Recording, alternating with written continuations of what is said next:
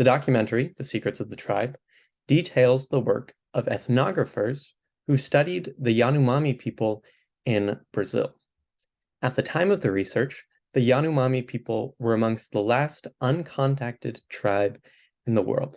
And it's actually interesting because this research was funded by Levi Strauss, who was a famous French anthropologist at the time, and actually the US Department of Energy.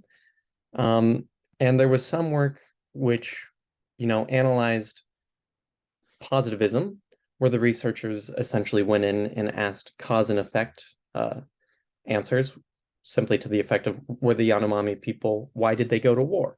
And one conclusion that they came out of it was for meat or for women.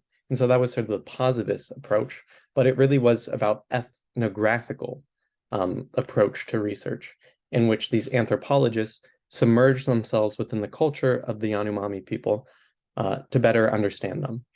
And really, cultural anthropology at the time wanted to study these uncontacted tribes. This was actually the last uncontacted tribe in the world, or one of the last, to understand what man's true nature was like, uninhibited by capitalism, modernity, and so on. I think that the film is about the ethnographers, but that doesn't mean it's about ethnography. The documentary is an important cultural critique of Western intellectualism, particularly of cultural anthropological work done in the 60s, 70s, and 80s.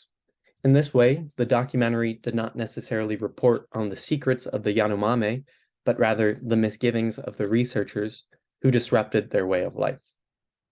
While the documentary is about ethnographical work in the Brazilian Amazon, it is more so an interpretive critique, which socially constructs the researchers as careless, disruptive colonizers.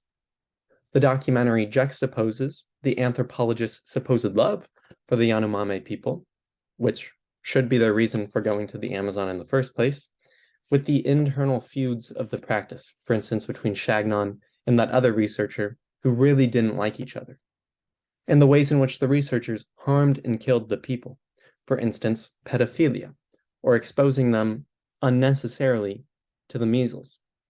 And so in this sense, the secrets of the tribe is not the secrets of the Yanomami people, but the failures of Western intellectualism and the ways in which it actually harmed the people who we want to study.